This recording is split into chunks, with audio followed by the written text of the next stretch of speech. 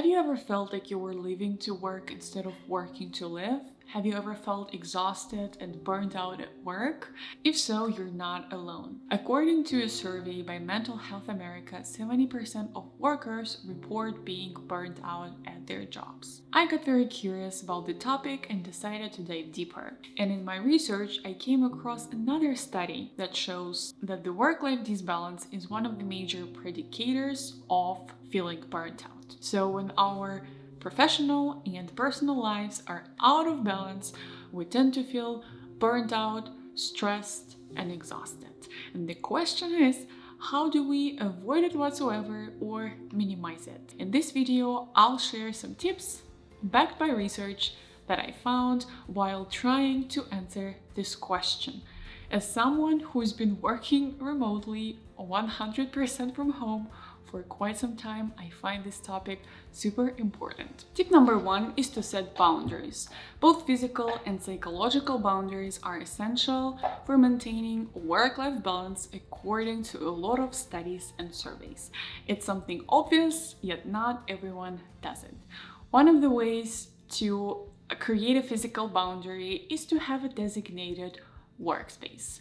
So if you're working from home and have an empty room, you can use it as your office. But personally, this is not my situation. I live in a one-bedroom apartment and there is no room I can use as my office. So I just work here from my living room. I have a designated desk for my work that I also use for my personal stuff because I need to use my laptop, my personal laptop, and my work setup. Well, having work laptop and personal laptop is also a way of having a physical boundary as well. While you need to kind of pay for your physical boundaries, mental boundaries are completely for free. When your day is over, just disconnect from work. Stop working at a designated time. And to make sure you do stop working, I find it useful to plan a certain activity that's gonna separate your work life from your personal life.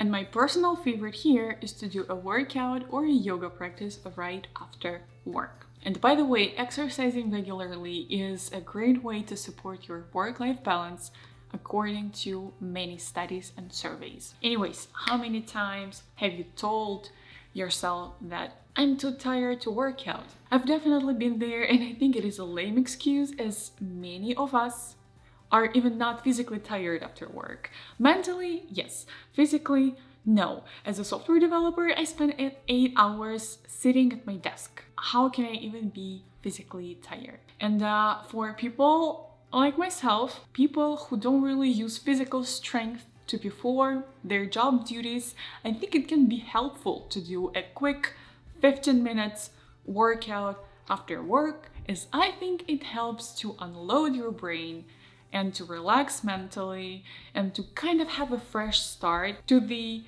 part of the day that is your personal time. Of course, there are still people who are physically tired after work, and I think for them it can be useful to do a yoga session, to do some stretching, to relax your body and also your brain so you can refresh yourself after a long day of work. Of course, doing a workout is not the only way you can separate your work and your personal life. It can be something else. You can just go for a walk with your dog, with your kids, or do something else. The point is that planning an activity can actually help you make sure that you're not gonna stay late and work till night. Exercise can help to reduce stress, increase energy levels, and improve overall well-being, says the author of Healthy Brain, Happy Life. And to continue this conversation about mental boundaries and disconnecting from work, it can be super useful to actually have a schedule, to know when you start working, when you finish working.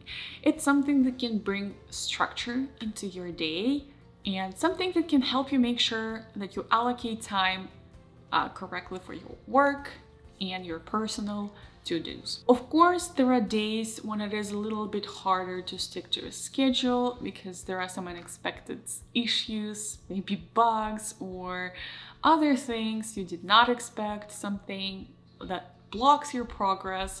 But overall, I always try to fight the desire to stay later And the reason being, I always try to remember that feeling burnt out will eventually slow me down more than finishing at time today. So if I ever stay at work later, I usually try to compensate on a different day to make sure that there is some balance between my work and other things that I want to do.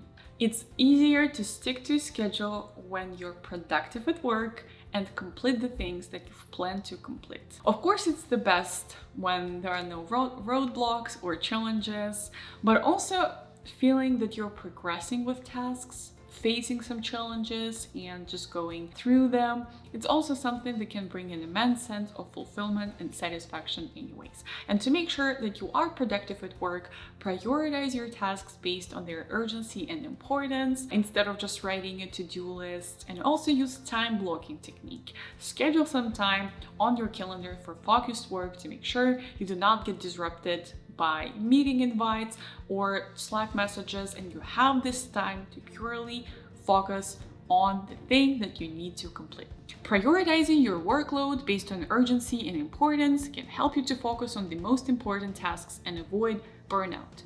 The 7 Habits of Highly Effective People, Powerful Lessons in Personal Change. It was August of 2022 when I went on an exciting onboarding trip to Texas to see my company's headquarters for the first time.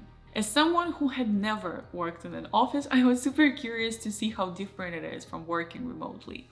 I spent there 3 full days, and I got the chance to observe my colleagues and to learn from them. And one of the most interesting things that I noticed is that people in the office are not 100% productive all the time. They take breaks to get a cup of coffee, or to get outside to breathe some fresh air, or to chat with other people by the water cooler. And it is normal. I always struggled to take breaks. I was afraid to seem as someone who avoids working hard, someone lazy or unproductive. But seeing how normal it is to take breaks, it made me realize that, well, first it is normal, and then that it actually can be useful. Because sometimes stepping aside from what you're doing, the problem you're solving, or the thing that you're trying to complete is something that can boost your productivity and focus. So you can get back to it with fresher mind and fresher eyes, and to be a better problem solver or a more focused person. And also taking breaks regularly is something that can help us avoid burnout and feeling stressed and overwhelmed by work. Regular breaks throughout the day can help you prevent burnout and increase productivity, says Dr. Emma Sepola, if I'm pronouncing correctly, author of The Happiness Track. To conclude this video, having a poor work-life balance can lead to burnouts and feeling stressed and overwhelmed. To avoid this, it is useful to set physical boundaries, such as having a designated workspace, or also mental boundaries, like disconnecting from work once you're done. It's useful to have a schedule and to stick to it, to know when you start, when you finish to work, and also to plan an activity that will separate your work life from your personal life. Exercising regularly can help you to unload your brain after a hard work day, or doing some stretching, or actually doing any other activity like going on a walk, on a hike, or spending some time with your family, maybe journaling as well. To make sure you can stick to a schedule and you can disconnect, it's nice to be productive at work, to make sure you're progressing with your tasks or completing your tasks and not procrastinating. But also, it's not about hustling. It is about being smart and resourceful, so do not forget to take breaks regularly. While you're at work, you're not supposed to be 100% productive all the time.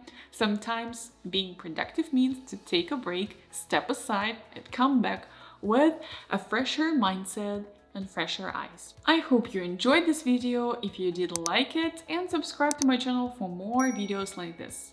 Thanks for watching. I'll see you in my next one.